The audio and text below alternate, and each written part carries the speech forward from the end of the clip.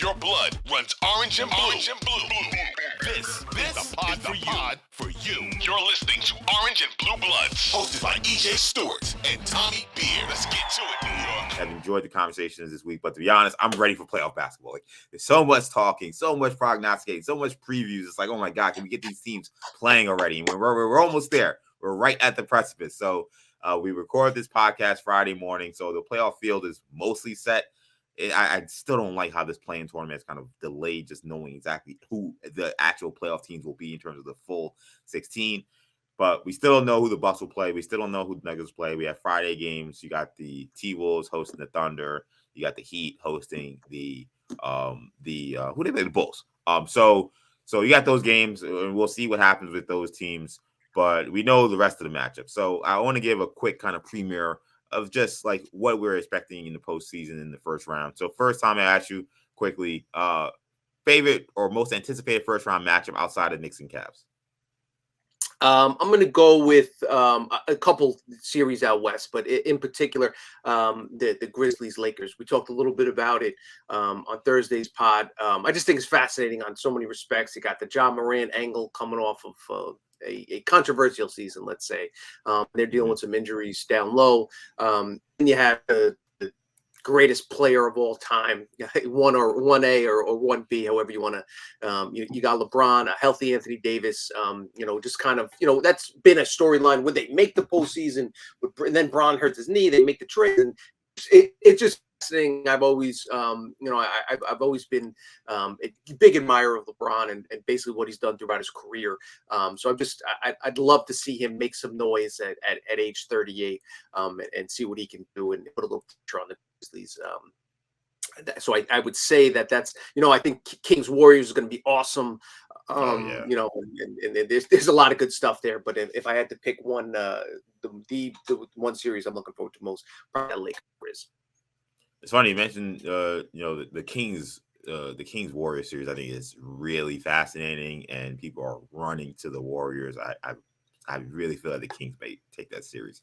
But for me, when I think about most anticipated matchup first round, I got to go with the series you didn't mention that we know is happening. We don't know who the Nuggets is playing, but I think it's the Clippers and Suns. In some ways, I'm a big wrestling fan, and whether you're watching wrestling now or you watch wrestling back in the old, territory days of the 70s and 80s, the AWA and all that stuff, NWA and all that stuff, you have your loser leaves town matches. This almost feels like a loser leaves town NBA playoff series, if that makes sense. Like, it feels like these are two teams that have kind of been stuck in the middle of nowhere in terms of saying they're title contenders, but haven't really been able to actually win a championship. Suns got there a couple years ago, then took a major step back last season. They make the trade for Kevin Durant. The Clippers, they've been saying they're title contender for, it seems like, since they got PG and Kawhi and no Western Conference final appearances. And it feels like there's a ton of pressure on both of these teams to get to an NBA Finals, even though they're a 4 and 5 seed and they're playing in the first round. So it feels like the loser of this series faces major changes next season, whether it's coaches being fired, whether it's multiple players being traded. Like, the loser of this team will look nothing like how they look coming into the series. So that's why this series is really fascinating to me, because I think it's a loser leaves town kind of series. Whoever wins, you feel like, wow, man, they beat a really tough team in the first round, and now you can really buy into them as a true title contender. I think people already buy into the Suns, but everybody can buy into the Clippers if they win. And the loser, you say, all right, who are we trading? Who's getting fired? Like, we can't come back with these same guys again next season if we lose in the first round of the playoffs, especially if they lose in an embarrassing fashion. So loser leaves town in the first round of the playoffs. I'm looking forward to seeing Suns versus some Clippers. I would love this series if Paul George was healthy. The fact that he's going to miss it. It sounds like he's going to miss at least the start of the series. Maybe comes back game 3 or something along those lines. We'll see. But I just think, and I picked the Clippers to get to the finals at the start of the season. But I can't take a team seriously. You don't know who's going to show up night in, night out. Can they flip the switch? Kawhi Leonard, we've talked about, Jimmy Butler, joking around saying it's time to start playing.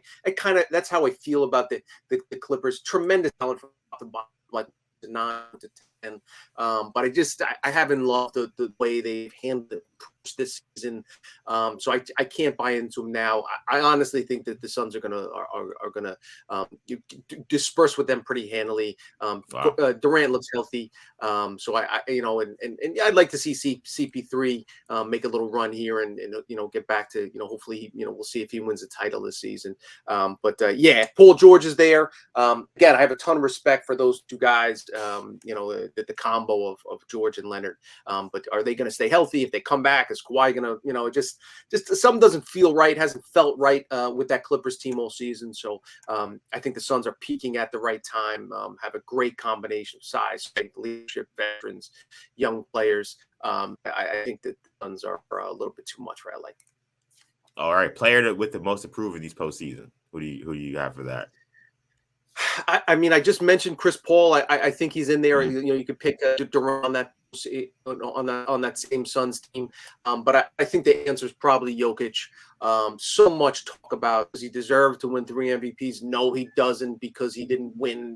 He hasn't advanced to the conference finals or the finals, even though the MVP is regular season award. So it's kind of ridiculous to put the two together. Yeah, I think the two big guys, Jokic and Embiid, over in the Eastern Conference, Jokic sounds like he's going to, win his first MVP. And talk about a team, with a lot of questions if they don't get the job done this postseason. What happens with Harden as he enters, become a free agent? Is Doc Rivers fired? Does Embiid demand changes? Does he threaten to, request trade if they don't, make moves that he wants them to make? What do they do with Tobias Harris? So a lot of pressure, I think, on Philly and Embiid, and obviously out in Denver on Mr. Jokic. Yeah, I think you're right on those two guys for sure. I'm gonna stay in Philly though. I'm actually gonna go to James Harden, because I think it felt like that last series they played against Miami last year when they lost, that people pretty much blamed Harden.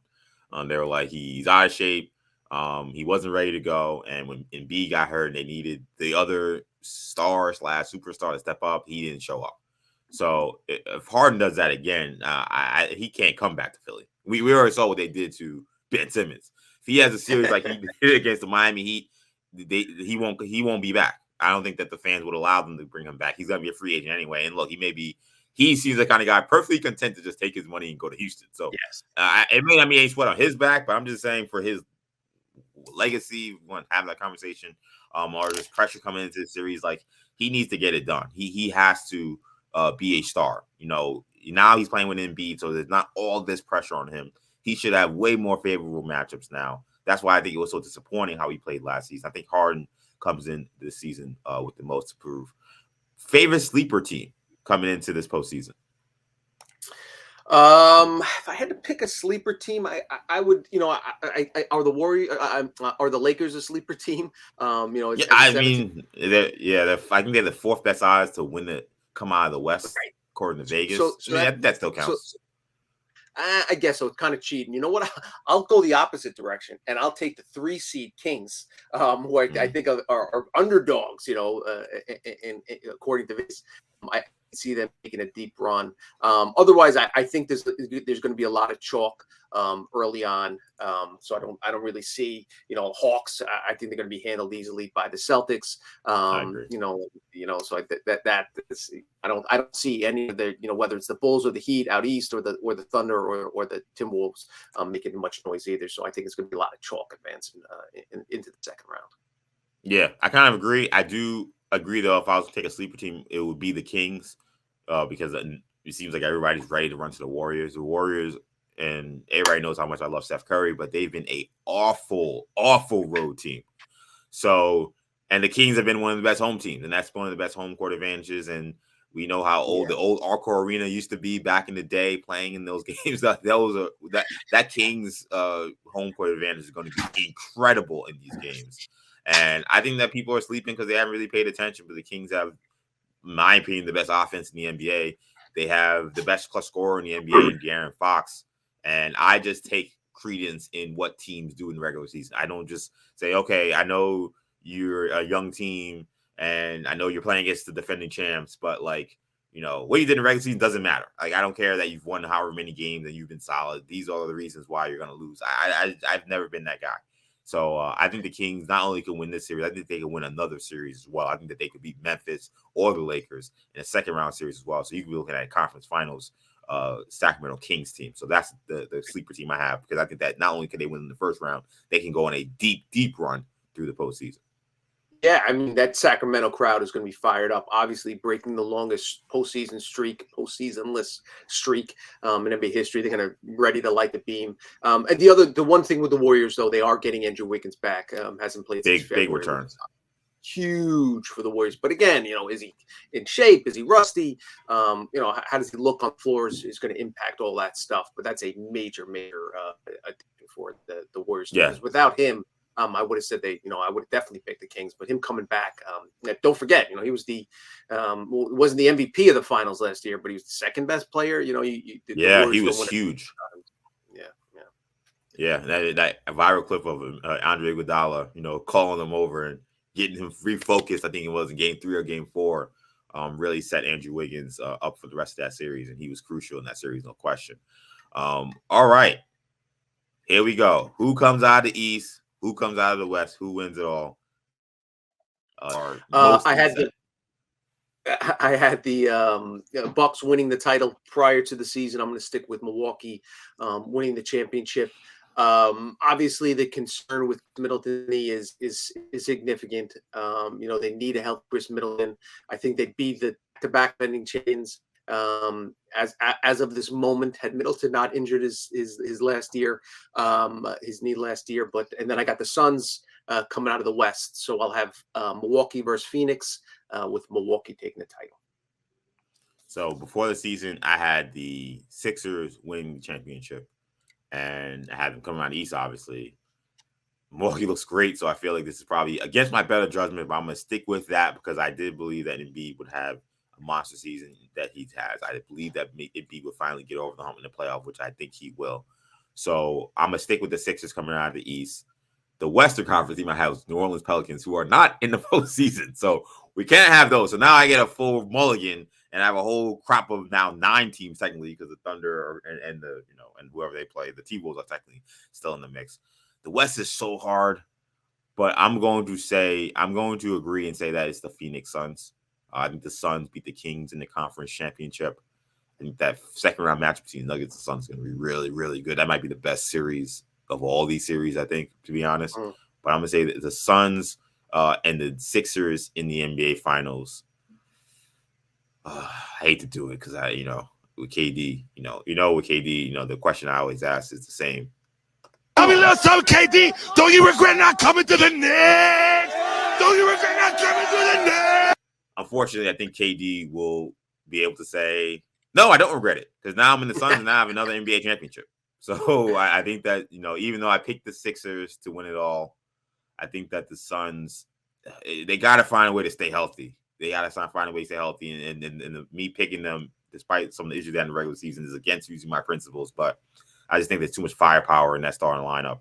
I think they have enough. I think that the Suns win in probably about 6 games over the Sixers in the NBA Finals. That's my pick. That's where we're going. Thanks for watching. If you enjoyed this video, please don't forget to give it a thumbs up and subscribe to our channel for more content like this. If you want to see more of our videos, be sure to check out our playlist and let us know what you think in the comments below. Also, don't forget to follow us on social media to stay up to date on our latest podcast ventures. Links will be in the descriptions. And as always, thanks for watching, and we will see you in our next video.